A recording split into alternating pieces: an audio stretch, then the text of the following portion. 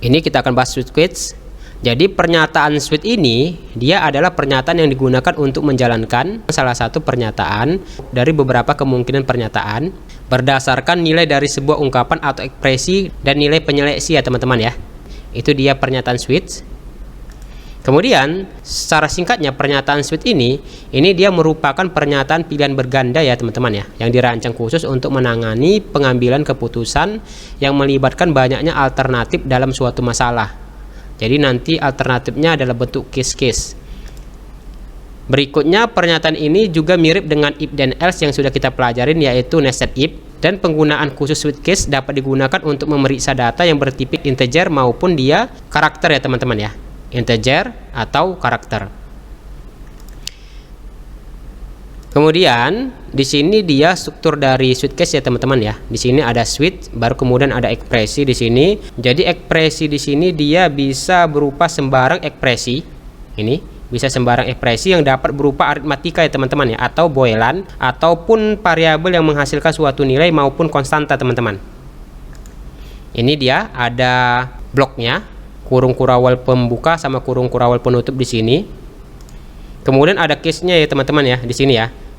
Jadi di sini case di sini maksudnya struktur dasar case ini dia akan memeriksa atau mengecek apakah nilai dari ekspresi ini, nilai dari ekspresi tersebut sama dengan salah satu dari nilai yang ke-1 ya teman-teman ya, atau yang case nilai yang kedua sampai dia nilai yang ke n ya teman-teman ya.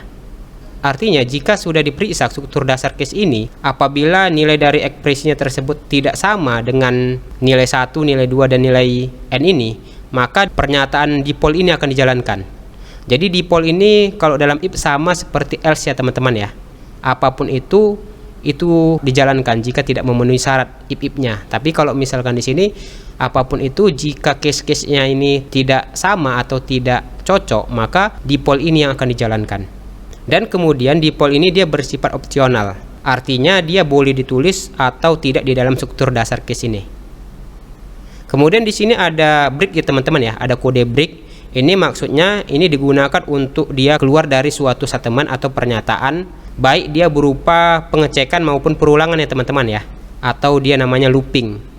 Namun kode break ini dia paling sering digunakan pada percabangan switch case, sehingga break digunakan untuk keluar dari case ini. Dikeluar dari case ya, ketika dia nilai dari ekspresi tersebut sama ataupun cocok teman-teman.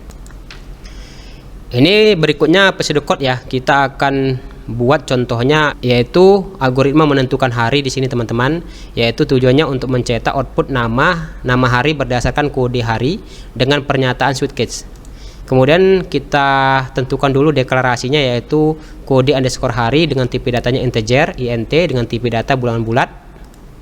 Kemudian kita lakukan deskripsi atau implementasi, dibaca di sini kode hari yang sudah kita deklarasikan sebelumnya beserta tipe datanya.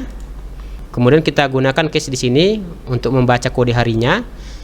Dicek apakah dia sama dengan yang dituliskan di sini, apakah sama dengan case 1 di sini kode harinya diketikkan. Jika dia sama maka akan menuliskan pernyataan Senin.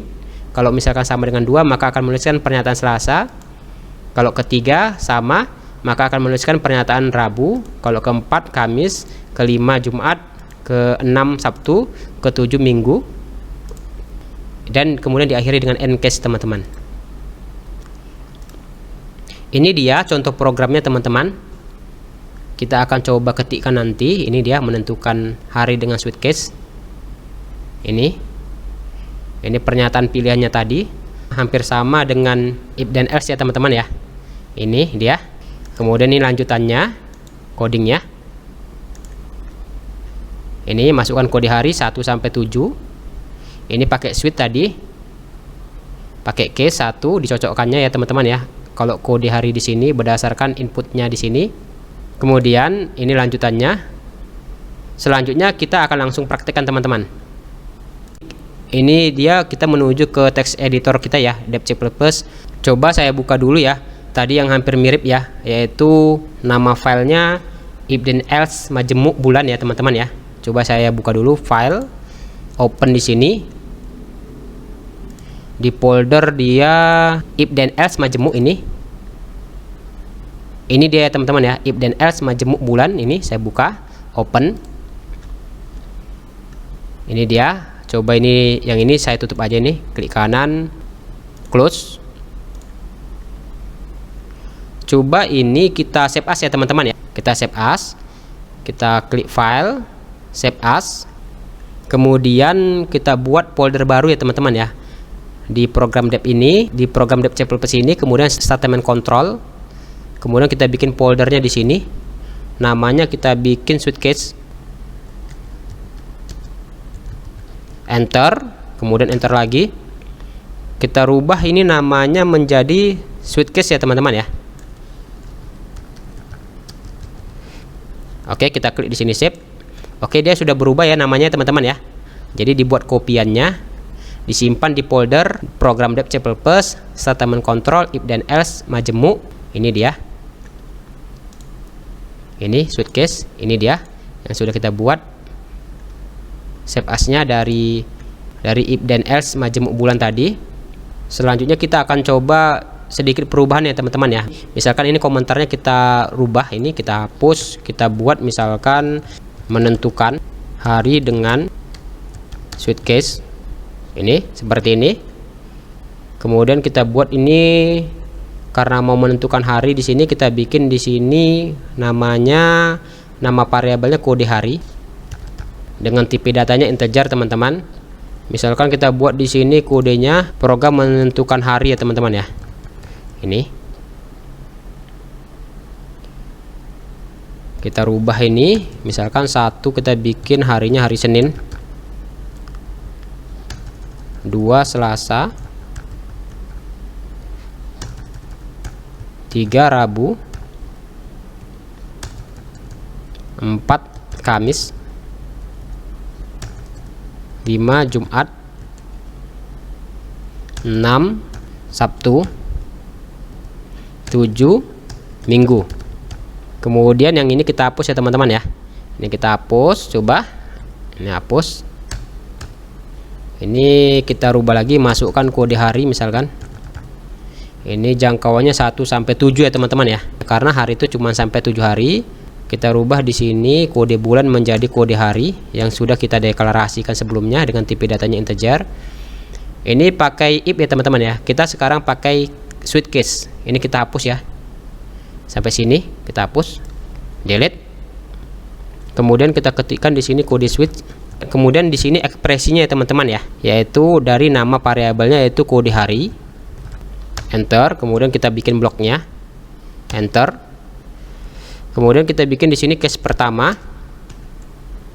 Jika dia cocok sama dengan 1, yang diketikkan di sini kode harinya kita ketikkan di sini 1, kemudian diperiksa di sini dengan switch, ekspresinya sama dengan case 1, maka akan dijalankan pernyataan cout ini, yaitu pernyataan Senin di sini ya teman ya.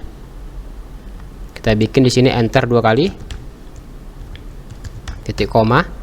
Kemudian untuk keluar dari case kita bisa ketikkan di sini kode break, titik koma. Kemudian coba kita copy di sini teman-teman ya. Ctrl C atau copy, Ctrl V atau paste. Ini kita bikin rubah misalkan 2. Kita bikin Selasa. Ctrl paste. Ini misalkan 3. Kita bikin Rabu. Enter. Ctrl paste. Misalkan 4 nih case-nya. Untuk pernyataan Kamis,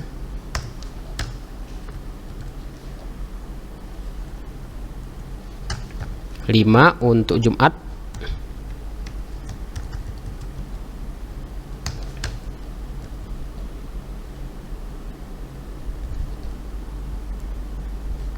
6 Sabtu,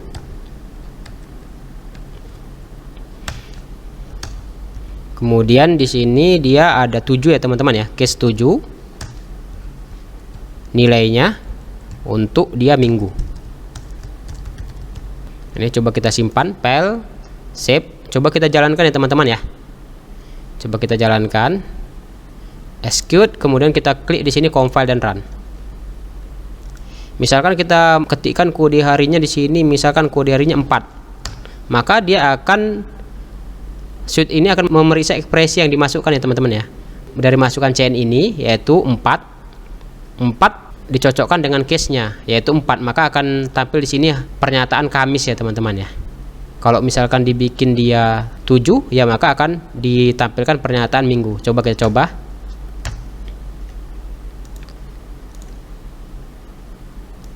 Coba kita bikin dia 7, maka akan dibuat Minggu ya. Jadi di sini timbul pertanyaan teman-teman. Jadi bagaimana kalau misalkan kita ketikkan kodenya di luar jangkauan 1 sampai 7 ini? Misalkan kita bikin kodenya 9 teman-teman. Kan nggak ada masuk dalam daftar ya teman-teman ya. Coba kita jalankan lagi, coba. Misalkan kita ketikkan di sini 9 ya, walaupun nggak ada dalam daftar. Coba kita lihat hasilnya, maka dia tidak akan menampilkan apa-apa teman-teman. Seperti perintah if then yang sudah kita jelaskan sebelumnya teman-teman. Kalau misalkan dia else-nya nggak ada, maka dia tidak menghasilkan apa-apa. Jika dia if ataupun case-nya itu bernilai salah teman-teman, tidak ada yang benar, maka dia tidak akan menghasilkan apa-apa. Jadi solusinya di sini kita bisa menambahkan di sini menggunakan kode yaitu default ya teman-teman ya, default. Jadi kalau di dalam if dia ini seperti else-nya ya teman-teman ya. Kita bikin cout. Kita bikin dia keterangannya kode hari salah. Kita bikin enter 2 kali. Seperti ini ya teman-teman ya. Jangan lupa kita simpan, Ctrl S. Kemudian kita jalankan lagi, execute, compile dan run. Coba kita bikin masukkan kode harinya, misalkan dia 10 gitu ya. Maka dia akan dijalankan di sini pernyataan defaultnya ya teman-teman ya. Jadi karena case-nya ini tidak ada yang sama ataupun cocok, maka dia akan menjalankan pernyataan di dalam default ini. Artinya selain dia kode 1 sampai dengan 7, selain dari itu maka dia akan menjalankan pernyataan default ini. Itu coding yang sudah kita ketikkan ya teman-teman ya. Selanjutnya any question teman-teman, ada pertanyaan, mungkin ada pertanyaan dari materi maupun praktek yang sudah kita jelaskan teman-teman, mungkin bisa kita diskusikan sama-sama. Silakan teman-teman ketikkan di kolom komentar jika ada yang mau ditanyakan maupun didiskusikan ataupun masukannya. Silakan diketikkan di kolom komentar ya teman-teman ya. Semoga materi dan praktek mengenai settlement control ini bermanfaat. Selanjutnya kita akan bahas lagi mengenai settlement control yang lainnya, mengenai iteratif settlement maupun dia materi jam settlement ya teman-teman ya. Yaitu ada nanti while, do while, for ya, maupun ada jam tadi ya. Semoga materi dan praktek ini bermanfaat. Terima kasih. Assalamualaikum warahmatullahi wabarakatuh.